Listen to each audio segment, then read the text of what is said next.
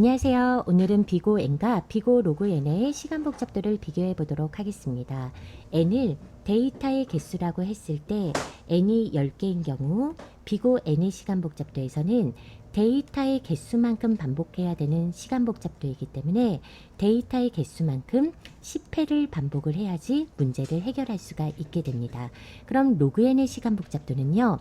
밑이 2가 생략된 경우라고 보시면 되는데요. 결국은 로그 2의 10을 구하시면 되거든요. 그러면 10은 2의 몇 번 곱으로 이루어졌는지를 구하시면 되는 거죠. 결국은 2의 몇 승이 10이 되냐를 찾으시면 되는 거예요. 그러면 이 경우 2의 3승은 8이고 2의 4승은 16이니까 이 경우 2의 4번 곱으로 문제를 해결할 수 있죠. 즉 데이터가 10개인 경우 비고 n의 시간 복잡도에서는 최대 10번을 돌아야 문제를 해결할 수 있는 반면 비고 로그 n의 시간 복잡도에서는 최대 4번의 반복으로 문제를 해결할 수 있게 됩니다. 그러면 데이터의 개수가 100개인 경우 볼게요. 비고 n의 시간 복잡도는 데이터의 개수만큼 반복해야 되는 시간 복잡도이기 때문에 이때는 100번을 반복을 해야 되죠. 하지만 얘는 2의 몇 승이 100이 되는지를 찾으면 되는 거죠. 그러면 2의 7승이 128이니까 이 경우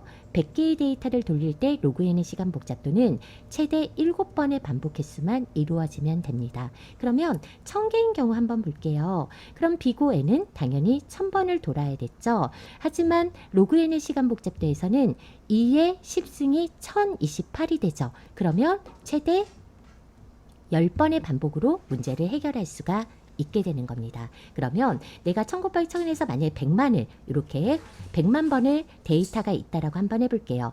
100만 개의 데이터가 있을 때 비고 n은요 100만 개를 돌려야 됩니다. 그쵸? 100만 개를 돌려야 되는 반면 로그 n의 시간 복잡도는 100만을 돌리기 위해서는 2의 20승이 100만이 나오기 때문에 20번만 돌리면 시간 복잡도가 되는데요. 같은 이유로 10억 개의 데이터가 있을 때 비고 n은 10억 개를 돌아야 되는 반면 로그 n의 시간 복잡도는 30번의 반복으로 문제를 해결할 수가 있게 되는 거죠. 어때요? 데이터의 개수가 몇 개 안 될 때는 n이나 로그 n이나 별 차이가 없어 보여요. 하지만 데이터의 양이 방대해지면 이때 반복하는 횟수의 차이는 엄청나지게 되는 거죠. 즉 n은요.